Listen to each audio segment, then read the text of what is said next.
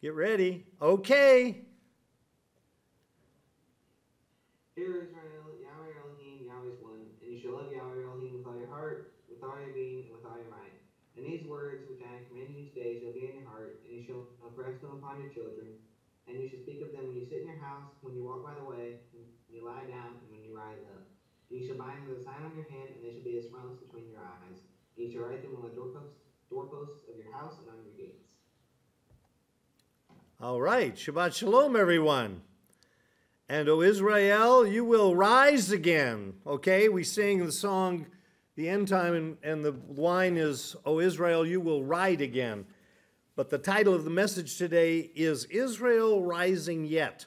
And what prompted this was earlier this week, on one of his almost daily visits, the UPS man was telling me that there was I think it's a Pentecostal assembly up in Pace, Florida, that was going to have a whole group of sessions about Israel moving their capital to Jerusalem and what all that meant. And I guarantee you, they think it's a good thing. And then I got a call from from a believer this week, and she wanted to know about the same thing. I thought, well, have they made is there something in the news about this? And I went and looked, and there was nothing in the news this week. So it's just what people are reading on church billboards and what people are saying out there in Christendom. So what does this mean? What does this mean? Of course, the United States has recognized Jerusalem as the capital of Israel, and some South American country, I forget exactly which one, was it Guatemala or one of the bigger countries? But the rest of the world is, pretty much against it. And what are we supposed to think about it? What do we think about it? Do we think it's a good thing, or do we think it's a bad thing, or do we think it's neither? It's just a sign of prophecy. That's what I want us to ask ourselves today. What does the recognition of Jerusalem as Israel's capital mean for prophecy and the end time? Myself, I'm neutral on it. I do believe that Jerusalem is the capital of the true Israel, but the true Israel does not exist yet today. At least when I say the true Israel, I mean the gathering of the tribes that is talked about in Ezekiel 37, when the whole house of Israel is resurrected and we have the binding of the two sticks together. Some think it means that Israel is being brought back to the land as a fulfillment of just exactly what it says there in Ezekiel 37. I want you to consider with me these scriptures that I'm going to give you today on prophecy, and ask yourself if these scriptures may indicate something prior to that momentous event, the return of the Messiah and the regathering of the people. Remember, if we read prophecy correct in Ezekiel, the regathering does not take place until Yeshua comes. It's not going to take place because a president of the United States or of some South American country, or even the president or whatever he's called of Israel, declare it to be so. That doesn't mean that it is the capital as it's going to be forever of Israel, of the land of the people of Yahweh. So let's read some of these prophecies that talk about the end time, and they go all the way back to the book of Daniel, Daniel chapter 9, and verse 24, to the 70 weeks prophecy. Now, we understand the 70 weeks prophecy. From the time that the decree was made, there were 62 weeks of years, if you will, until the Messiah came. And then it says that last 7 years, or last 7 weeks, he was going to be cut off in the middle, and surely he was. So one of the things that the 70 weeks prophecy talks about is the coming of the Messiah the first time. The first time.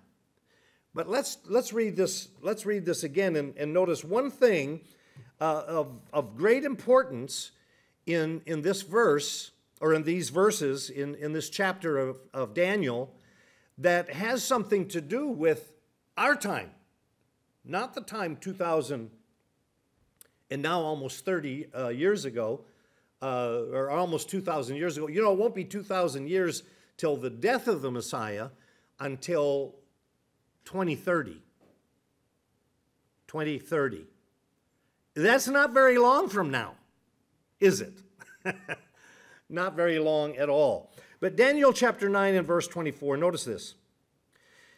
70 weeks are decreed for your people and for your set-apart city. That's the city we're talking about today, right? Your set-apart city, Jerusalem. To put an end to the transgression, does declaring Jerusalem as the capital of Israel put an end to any transgressions? No. And to seal up sins. Is it going to have anything to do with sealing up sins? And to cover crookedness, and to bring in everlasting righteousness. Is that going to bring in everlasting righteousness? Something else has to happen first. And seal up vision and prophet, and to anoint the most set apart, a temple. So what do Christians expect the next thing that would happen? If Israel today, quote unquote, moves their capital to Jerusalem, then the next thing that they see in this prophecy is that they're going to build a temple. Is that not true? I mean, that's what you understand, right? It's what you understand their understanding to be. And so, where are they going to build this temple? You know, there's going to be war, isn't there? With Islam, if they want to build it where they think it should go. Now, if they truly understood their own geography and the history of that city, they would probably be free and clear, because they wouldn't have to insist that it be built where that Dome of the Rock is.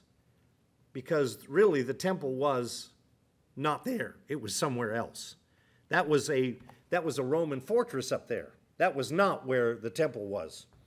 In fact, the mount on which the temple stood does not even exist today, because it has been torn down, as we have determined from history. Okay, verse 25. Know then and understand, from the going forth of the command to restore and build Jerusalem until Messiah the Prince is 70 weeks and 62 weeks. It shall be built again with streets and a trench, but in times of affliction. And I guarantee you, if the mandates that men today are pronouncing for the capital city of Jerusalem comes to pass, and I'm not saying that it's a bad thing, I'm just saying it's going to fulfill prophecy, but in a different way than most people understand it, and in a different way than most people are hoping for. It shall be built again with streets and a trench, but in times of affliction. And after the 62 weeks, Messiah shall be cut off and have nothing. And the people of a coming prince, that is not the Messiah. And I think even, you know, the writers of the ISR scriptures recognize that this prince is not the same prince that came in the first place, because this is not capitalized. So they do not recognize that this prince is the Messiah. This is a prince. A coming prince shall destroy the city. So something has to happen in that city that is going to bring about the destruction of the city. And I say to you that if Israel moves their capital back to Jerusalem in their condition, because they do not have Yahweh supporting them because they are not keeping Torah as a nation. They simply are not. And there will be a price to pay. There will be affliction. And the set-apart place. He'll destroy the city and the set-apart place. And the end of it is with a flood. A flood is a picture of massive armies. Massive armies. And wastes are decreed. And fighting until the end. Until the end. So I didn't underline that, but if you have notes, you might circle that until the end. Because we're talking about something, that has not happened. Now, there are a lot of people who go back and they'll read Daniel, and they'll read these scriptures in Ezekiel, and they'll say, well, these have all been fulfilled. Well, then what the heck are we doing here? Because we're way beyond the end, according to that interpretation. No, this is talking about the end that is ahead of us, the end times we were singing about in that song. And in verse 27, now this is this interpretation here, or this translation, recognizes that he is not Messiah. It is that coming prince that's going to destroy the city and whatever set-apart place there is there. He shall confirm a covenant with many for 1 week. And in the middle of the week, he shall put an end to slaughtering and meal offering.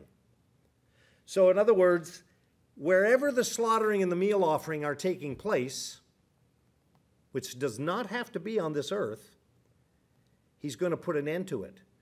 This is that phrase, that which is continual, which you can read about in the book of Numbers. We're going to get to that in, I think today is the last reading in the Torah for Exodus, and then we're going to go into Leviticus, and then after that Numbers. And when we get to Numbers, we find a lot of scriptures about that which is continual. It's the daily offering. The daily offering, which was a lamb, not a say. Actually, the lamb was a say, but it's called a lamb that's offered daily as a sin offering. Usually, when we talk about sin offerings, like for the Day of Atonement, it's a goat, or goats, as in the Day of Atonement, it's 2 goats. But here is, and so I don't think anybody who reads these scriptures will deny that they believe that the daily offering, actually made twice a day, was a picture of the death of the Savior. So this is a picture of the death of the Savior. When it was established, what did Yahweh tell Moses to establish these things? According to the pattern that he had seen on the mountain. And what was he looking at on the mountain? He was given a vision into the other realm, the spiritual realm. So this is a picture of something that Yeshua was probably doing way back there at the beginning, taking that offering before the Father, like he did on Yom Reshith. When Yeshua was resurrected, he didn't immediately go to the Father. He waited until the morning, and what was offered in the morning? The first of that which is continual. I don't know if you've ever thought about that before, but the fulfillment of Yom Reshith took place at the time of the first, that which is continual, the sin offering of Messiah. And he went and presented, instead of presenting a lamb, he presented himself as the sacrifice for sin. And on the wing of abominations he shall lay waste, even until the complete end of that which is decreed is poured out on the one who lays waste. Now we can read all about this, and we're going to read a little bit about it in the book of Revelation. We hear it we hear the phrase, that man of sin. We hear the phrase, the anti-Messiah or the Antichrist.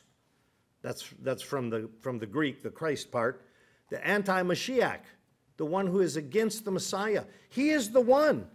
He is the one who it's going to be poured out on, because he's the one who's going to lay waste that which is continual. So think about those things in relation to the end. Did they have partial fulfillments or fulfillments? You know, most prophecy is dual, at least, because Yahweh does things according to pattern. When you talk about a pattern, you talk about things that are repeated, repeated, repeated. So it's a pattern. So Daniel chapter 9 may have had some fulfillments, but when we see the term until the end, we're talking about the final fulfillment that is yet to happen, because we have not seen in our history and in our time the end yet. So is Israel rising yet? Question. Let's go to Ezekiel, the book of Ezekiel. This is a book that probably should be read by all of us many times before we actually come to the end, because we're going to see some terminology in here that shows that even though Ezekiel might be talking about things that were going to happen to Jerusalem, things that were going to happen to Israel, some of which has happened, but that they're only a type of something that's going to happen in that day. And we're going to see that phrase, in that day, in a little bit. So Ezekiel chapter 1 and verse 2. On the 5th of the month, in the 5th year of sovereign Jehoiakim's exile, this is about 593 BCE. So some 500, almost 590 years before Messiah was ever born, and way more than actually more than 600 years before Messiah's death. Ezekiel is writing this, okay? The word of Yahweh came expressly to Yechezkel, Ezekiel, the priest, the son of Buzi, in the land of the Chaldeans by the river Kibar, and the hand of Yahweh came upon him there. So this is, which Yahweh is this? This is the one who is prophesied to be the Messiah, the Yahweh. Chapter 4 and verse 1. And you, here he's still speaking to Ezekiel, you, son of man, take a clay tablet, and you shall lay it before you, and shall inscribe on it a city, Jerusalem. Is Jerusalem important to Yahweh? We're going to see Ezekiel prophesies a lot about Jerusalem. At the time Ezekiel writes this prophecy, Jerusalem has not been destroyed by the Babylonians yet. It's probably under siege, but it hasn't been destroyed. And so a lot of people will look at this timing of his writing this, and they will say, well, it was fulfilled when Babylon destroyed Jerusalem. Way back, when, around 500. But as we're going to see some terminology that shows that was only a type. That was a type of what was going to take place, because we're going to be able to wind forward and see that what he is ultimately talking about is the end. And we're going to see some words of Yeshua that will back that up. And in verse 2, shall lay siege against it. Well, Jerusalem was laid siege against then. But I'm telling you what we should look for with what is going on in the world today is not the freedom and the release of Jerusalem, but we should look at what is going to happen before Yahweh returns. Yahweh Yeshua returns to Jerusalem. It's going to be laid siege against again. and build a siege wall against it, and heap up a mound against it, and set camps against it, and place battering rams against it all around. So, yes, that was prophesied, and the Babylonians did that. In the book of Revelation, which we haven't come to, who does Yahweh identify as the greatest world enemy of Yahweh's people? The same ones that did this siege, right? Babylon the Great is fallen, is fallen. Now, do we see Babylon today? Most people don't see Babylon today. Do they?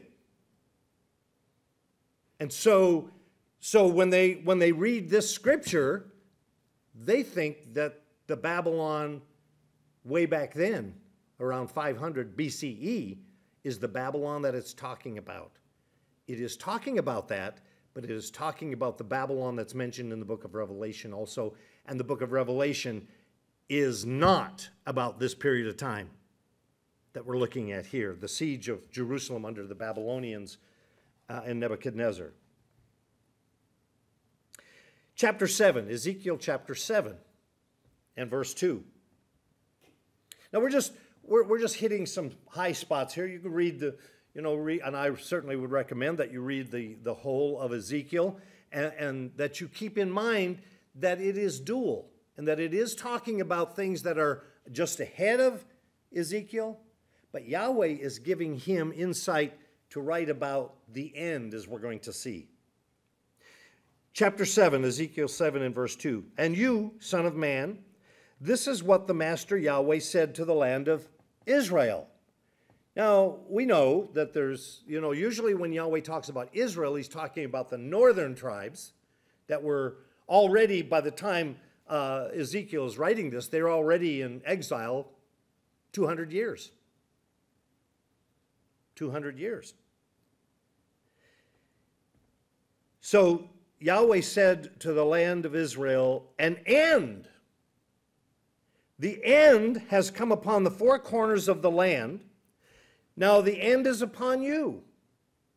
And remember, the only part of Israel that's really not in exile or scattered is the Yahudim and maybe Benjamin and Lewi, tribes that were connected with Jerusalem at that time. But he's speaking of it as Israel, which is really odd because it's 200 years after their scattering. But when Yahweh thinks of Israel, do you think Yahweh thinks of 12 different entities? Or when Yahweh has these prophets write these prophecies, is the mind of Yahweh putting all of Israel into this vat, if you will? Just to ask you. So he says, now the end is upon you, and I shall send my displeasure against you and judge you according to your ways and repay you for all your abominations. So today, we look at the world today, and we can readily judge, can't we, that the Israel of today has repented of all their abominations. And everybody sees that, right? Snicker, snicker. No. Israel has not, and Judah has not repented of all their abominations. My eye shall not pardon you, nor would I spare, for I repay your ways while your abominations are in your midst. Some few of us have been to Israel, and we know that there are some over there who seem to be ardent for the Torah, and yet they are, if you really examine it, they are more ardent for the oral law than they are for the written Torah of Yahweh. I mean, they stick to it. They stick to it strong. When we were over there touring, and we went to the temple museum where they're supposed to be making all of the copies of everything they're going to need for this temple that they're planning to build, and you come to the place where there's a crown there and it says Kodesh La YHWH, Yod He Wahe. And someone says, what does that say? And the guide says, well, you would read it Kodesh, set apart to Yahweh. And he uses the name, and the temple, the temple guide freaks out, says, you can't say that here. Now, where do they find in the scripture that they can't say that name? When Yahweh makes it plain so many places that the name is important. Well, they're relying on their rabbis who say you can't, it's too sacred to pronounce. It never says that anywhere in scripture. It does not say that. So there's a nation that is a secular nation, great abomination in the eyes of Yahweh, right? And even the most religious among them are practicing an abomination because they're committing idolatry with their idol as the oral law. There's a very small, if we could even know, an infinitesimally small group of true believers who are really trying to obey Yahweh in the name of Yahweh. So the abominations are there. The abominations are there. Thus says the Master Yahweh, a calamity, and only calamity, look, it has come. Chapter 7 and verse 10. See the day. What day? The Sabbath day? This is prophecy. This is talking about a day in prophecy. We'll identify it as we go along. But notice that phrase, Hayom, is an important phrase in prophecy, and it is usually talking about the day of Yahweh. We're going to see, if we had King James translation, we'd say the day of the Lord, the day of the Lord, the day of the Lord. And we're going to see it all the way into the book of Revelation. See the day. It has come in this prophecy that Ezekiel is seeing. That day has come. The turn has come. The rod has blossomed. Pride has budded. The time has come and the day has arrived in this prophecy. And I submit to you that that day arrived only in type when Jerusalem fell to the Babylonians. That day has not arrived, but in this prophecy it arrives. Let not the buyer rejoice, nor the seller mourn, for wrath is on all its crowd. Verse 26. Calamity upon calamity shall come, and report shall be upon report. And they shall seek a vision from a prophet, but the teaching has perished from the priest, and counsel from the elders. And so in Israel today, the elders and the priests, quote unquote, have put a spin on what's going on in world news that blinds people to what is really about to take place in this world. Verse 27, let the sovereign mourn, and let the prince put on despair, and let the hands of the common people tremble. And I shall deal with them according to their way, and judge them with their own right rulings, and they shall know that I am Yahweh. Anything going on in the world today that lets people know that he is Yahweh? And I shall deal with them according to their way. Has the way changed? Why does Yahweh deal with men according to their way? What is the purpose of Yahweh dealing with men according to their way? To get them to change back to his way. Is that happening today? Is that happening today? You be the judge. And I shall deal with them according to their way, and judge them with their own right rulings. And they shall know that I am Yahweh. Go to Revelation chapter 1, Revelation chapter 1, and verse 10. And I'm sure that a lot of you, if you have been in, especially the Pentecostal type churches, the ones that really do get into the book of Revelation. Did the Baptists get into the book of Revelation? Not really. Former Baptists say. Okay, so Revelation chapter 1 and verse 10. I came to be in the Spirit on the day of, the King James says, the day of the Lord. The day of Yahweh.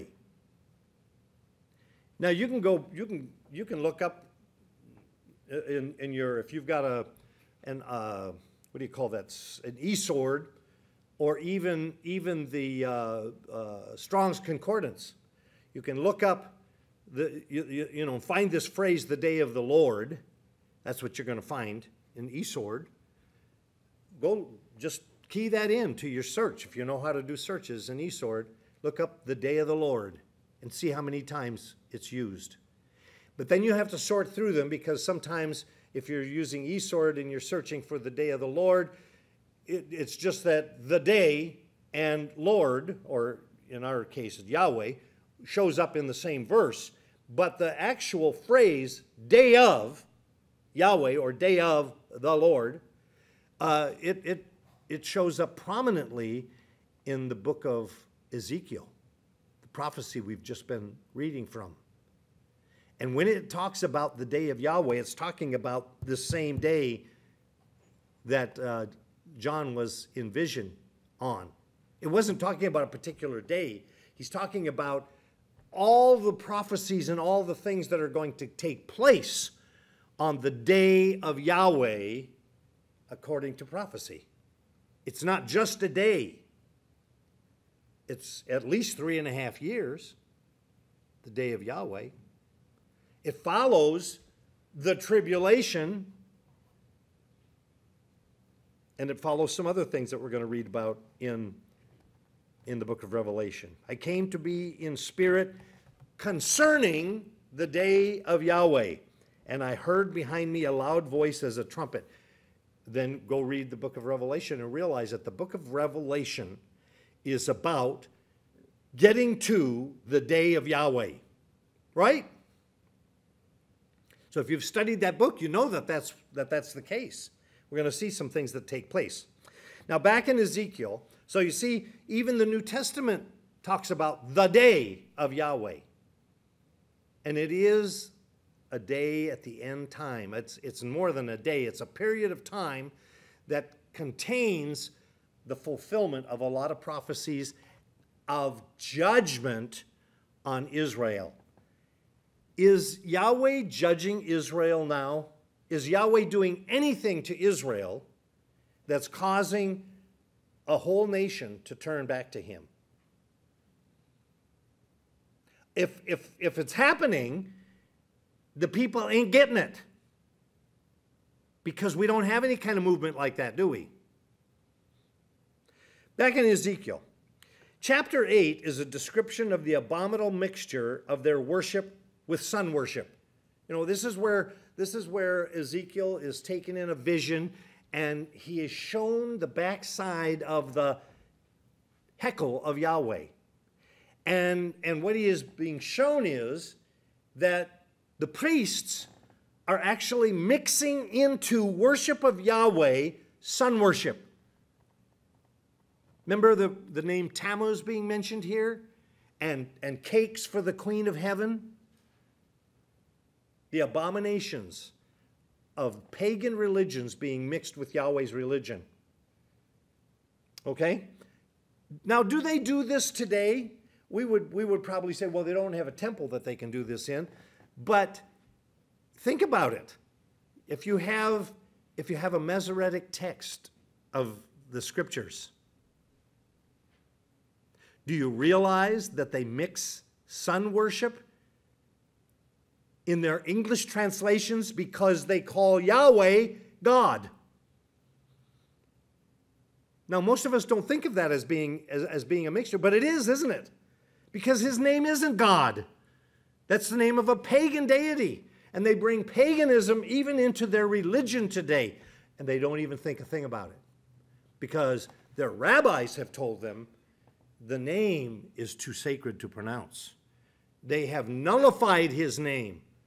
They have violated the first, second, and third commandments outright. Outright. Oh, they're strong on the fourth commandment, the Sabbath. That's probably the one that they're strongest on. But if you violated one, you violated them all, haven't you? And they violate in a big way with the name. Ezekiel chapter 16, some 8 chapters later, we read this. Son of man, verse 2. Ezekiel 16 and verse 2. Son of man, make known to Jerusalem her abominations. Now I ask you, today, because some say, well, the capital of Israel should be Jerusalem, and even some of the Jewish leaders say Jerusalem should be their capital, does that do away with their abominations? Not in the least. Not in the least. Ezekiel 21 and verse 2. Son of man, set your face toward Jerusalem and drop a word against the set-apart places, and prophesy against the land of Israel. Is there any reason why, if this applied to Israel back then, what has changed between then and now where we shouldn't be prophesying, or Ezekiel shouldn't have been prophesying against the Israel of the latter days?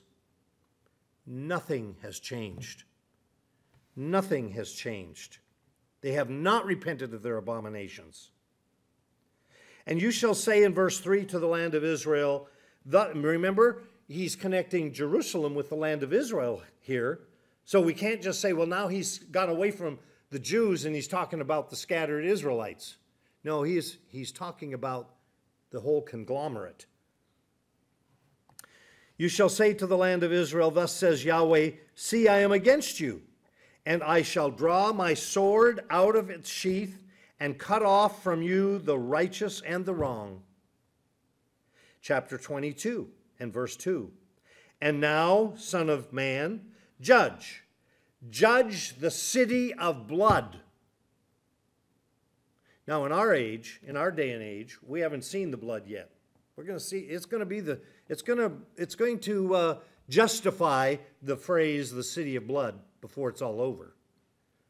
But I'm telling you, if you read the history of the Jews under the Greeks and the Romans, and you see the blood that was shed, not all of it was shed by the Greeks and the Romans.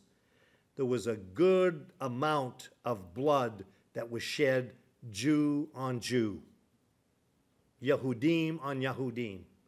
Lots of it. Thousands of people. Thousands of people. And they killed each other.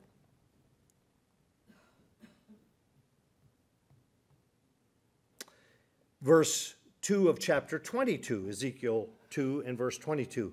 And now, son of man, judge the city of blood, and you shall show her all her abominations. You wouldn't have to do that if they were repented of. Because when it's repented of, Yahweh separates it as far as the east is from the west. And you shall say, thus said the Master Yahweh, the city sheds blood in her midst, that her time might come. And she has made idols within herself to become defiled. Idols within herself to become defiled. Now, chapter 23 is the parable of the two daughters. I thought about reading this, but it's pretty graphic. It's pretty graphic. If you read it, you'll understand why it's probably not what you want to read to your children before they go to bed. The two daughters. Remember Aholah and Aholibah, and the one commits whoredoms, and then that's Israel, and of course they went into captivity for it. And then you've got Aholibah, who is the Yehudim, the rest of the tribes, and the only reason they didn't go in, but was into captivity, into scattering at that time, was because of the promise that Yahweh made to David. Because it shows in chapter 23 that the Yahudim did worse. They did worse. And perhaps one of the things that they did worse on was to deny the name. Now, Israel being scattered, the 10 tribes, they had an excuse in that they became absorbed by the Gentiles, if you want to say an excuse with quotes around it, because they just lost the importance of the name. And so they kind of denied the name, what shall we say, in ignorance.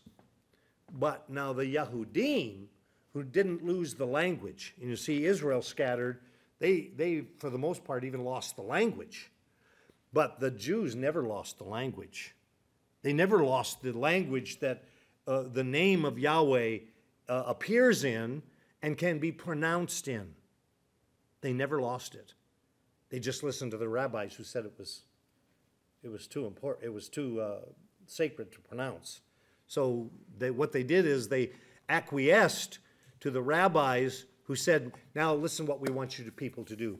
We want you to just ignore the third commandment. And their hearts loved it because they loved following their rabbis.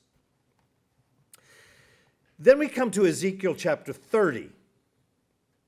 Ezekiel chapter 30. Here's one of those scriptures, one of the passages where it talks about that day. Son of man, prophesy and say, thus said the Master Yahweh, howl, woe to the day. For the day is near, even, what day is it? When it talks about the day of Yahweh is near. And the best prophecy we have about the day of Yahweh is in the book of Revelation. You can read it for yourself. It is a day of clouds, the time of the nations.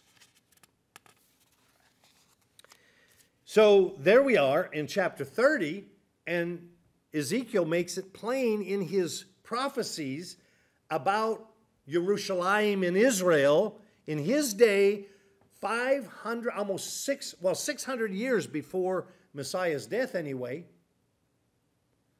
almost 600 years before the fulfillment of the 70 weeks prophecy of Daniel, which he was pretty much a contemporary of Daniel. And I'm sure that they understood they were not talking about a time period just a few hundred years down the road. And I'm sure they understood that it was really, he was talking about something much bigger, the final judgment of Yahweh. Chapters 31 to 35, here's if you read those chapters, you'll find that they're judgments of Yahweh pronounced by Ezekiel against the very ones that Yahweh used to punish Israel. Mitzrayim, Seor, all of those pagan nations that punished Israel for Yahweh. You remember that Yahweh uses these nations to punish them, but then he says, guess what? You aren't going to escape either. And so he pronounces all of these. Have those judgments been fulfilled on all of those nations? No. Because their final punishment is yet to come too, before that day of Yahweh. Ezekiel chapter 36 in verse 6. Now we're coming through kind of rapidly through the prophecy of Ezekiel here, and we're just one chapter away from Ezekiel 37, which I think we as a group probably understand better than, because we've kept Yahweh's days enough to be able to place this day that it's talking about in Ezekiel 37, the resurrection, ahead of the millennium and the physical resurrection of unfaithful Israel. Not so they get another chance because they were blinded and they were, You know, Satan's going to be bound for this period of time, this 1,000 years that they're going to have to learn the importance of Yah's ways. So it's not really, some people look at it and say because Christians say it, well, you're talking about a second chance. No, we're not talking about a second chance. Nobody's come to their chance, their one chance, until Yahweh calls them by his Ruach. But ahead of that chapter, 36, in verse 6 we read, "Therefore prophesy concerning the land of Israel, and you shall say to mountains and to hills, to rivers and to valleys, thus says the Master Yahweh, see, I have spoken in my jealousy and my wrath." And what did he speak in jealousy and wrath? He spoke about the punishments of those nations that he used to punish Israel. "Because you have borne the shame of the Gentile, the nations that he just pronounced judgment on. Therefore, thus says the Master Yahweh, I have lifted my hand in an oath that the Gentiles that are about you shall bear their own shame." Have they done that yet? "But you, O mountains of Israel, put forth your branches and bear your fruit to my people Israel, for they are about to come." They are about to come. You get that? And then what happens in Ezekiel 37? The resurrection of the dry bones, followed by the rest of the chapters, which is the restoration of temple worship, if you will, Hekel worship for Yahweh under the Levitical priesthood, which is under the Melchizedek priesthood, the rest of the book of Ezekiel. That has not happened yet. That has not happened yet. For they are about to come, and Ezekiel 37 is the resurrection of the dry bones, to a physical resurrection. Matthew 24 and verse 2. Matthew 24.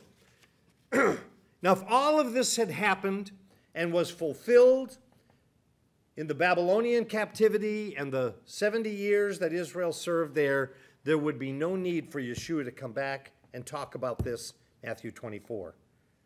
And he's talking about something that is still yet future. And notice how many things fit into the prophecy of Ezekiel, Jeremiah, Isaiah, and how many of them fit into the book of Revelation. All of this prophecy coming together. A day with Yahweh is as 1,000 years, and 1,000 years as a day. Yahweh is not bound by time like we are. So we think it's a long time. To Yahweh, it's not a long time at all. Time, I don't think that four-letter word time exists in Yahweh's vocabulary. Matthew 24:2. Yeshua said to his disciples, "Do you see all these things? Truly I say to you, not one stone shall be left here upon another at all, which shall not be thrown down." And so the Christians and the Jews who believe that the Temple Mount, where the Dome of the Rock is, believe a lie. Because there are still stones there. They call it the Western Wailing Wall. That's not where the temple was. "And as he sat on the Mount of Olives, the taught ones came to him separately, saying, Tell us, when shall this be? What is the sign of your coming and the end of the age?" Isn't that what Ezekiel was talking about? The end? The end after following a great calamity? The end following what Jeremiah calls the tribulation or the distress of the house of Israel, which we also find in the book of Revelation. "And Yeshua answering them said, Take heed that no one leads you astray." No one leads you astray. Are there Yehudim being led astray today? Oh, yes. Are there Christians being led astray today? Oh, yes. So there's the first warning, and we see mass examples of that taking place.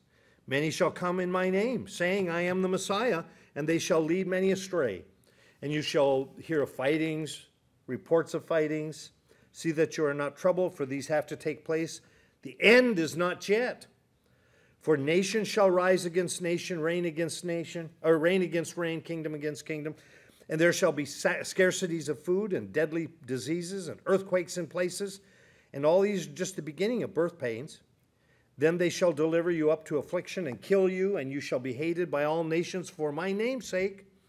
And then many shall stumble, and they shall deliver up one another and shall hate one another.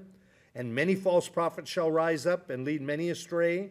And because of the increase in lawlessness, disregard for the desire and the will of Yahweh as expressed in his Torah, because of the increase in lawlessness, the love of many shall become cold. And love is the keeping of the commandments. For this is the love of Yahweh, that we keep his commandments. And that has brought a big chill on the world today.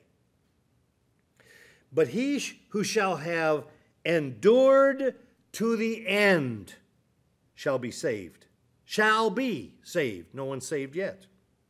And this Tov Basar, the good news of the reign, shall be proclaimed in all the world as a witness to the nations, and then the end shall come. So when you see the abomination that lays waste, spoken by Daniel the prophet, set up in the set-apart place, he who reads, let him understand. So there's some depth here. Then let those who are in Yehuda flee to the mountains. Let him who is on the housetop not come down to take whatever out of his house. Let him who is in the field not turn back to get his garment. Woe to those who are with child or pregnant, and to those who are nursing children in those days. Pray that your flight does not take place in the winter or on the Sabbath, for then shall be great distress.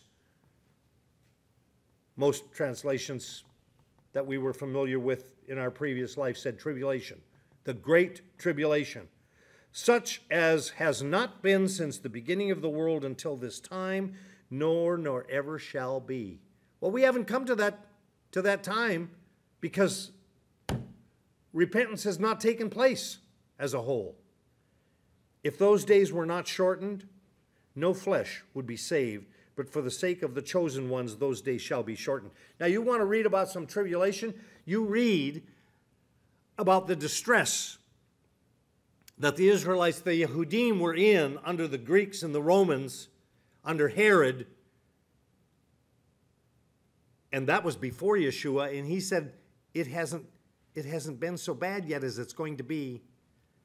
And that's pretty scary.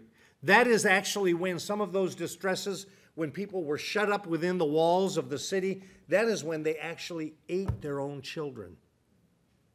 That's so barbaric to us, we cannot imagine it. And yet Yeshua said it's going to be worse.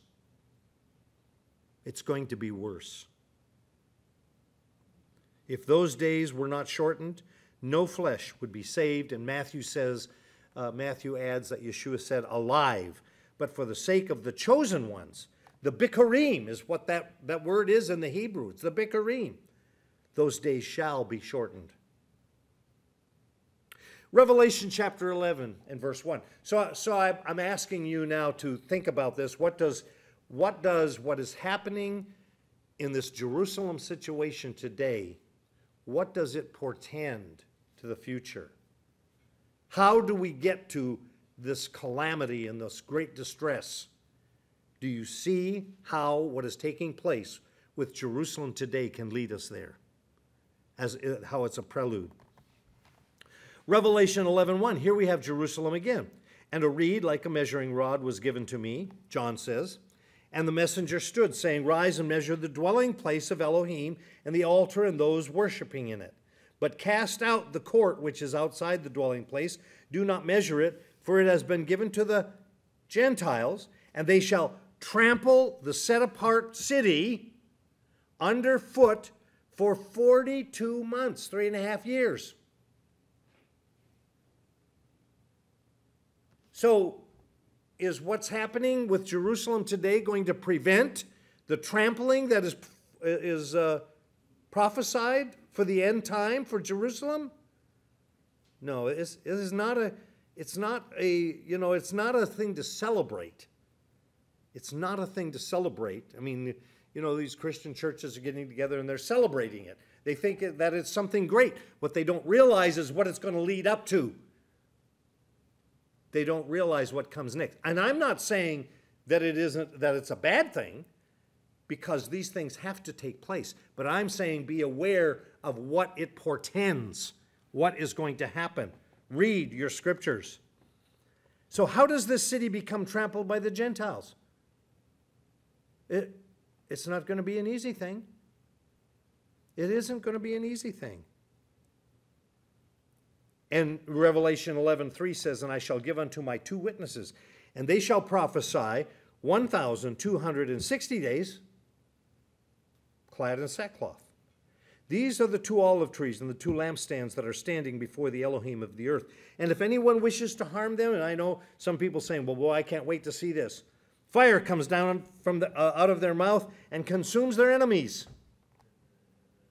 And if anyone wishes to harm them, he has to be killed in that day," or in that way. "These possess authority to shut the heaven," these 2 witnesses, "so that no rain falls in that day." These are things that are going to have to take place. But they're going to take place in a time when Jerusalem is trodden down by the Gentiles. Not because Jerusalem has been freed or declared capital, but because it's got to be trodden down by the Gentiles. What better way to get that trodding down to get everybody against it? "And they possess authority over waters to turn them into blood, to smite the earth with all plagues as often as they wish. And when they have ended their witness, the beast coming out of the pit of the deep shall fight against them and overcome them and kill them. And their dead bodies lie in the street of the great city, which spiritually is called Sodom and Mitzrayim and Egypt, where also our master was impaled." That's Jerusalem, folks. That's Jerusalem. So think about these things that are going to take place around that city, and put what is happening in the world today for Jerusalem, for quote unquote Jerusalem, put it in the perspective of what is going to take place in this city. Does it add up? Does it add to what's going to happen? So prophecies that tell about the times, the end times, and the day of Yahweh, they don't portend peace for that city yet. Consider how they relate to that city in question, Jerusalem.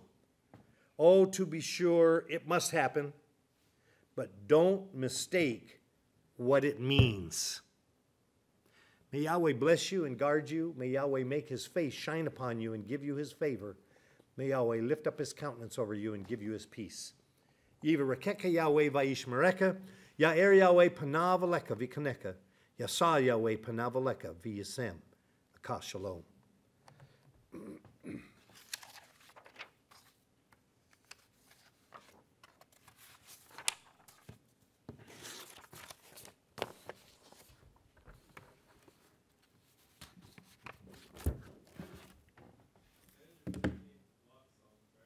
Say what?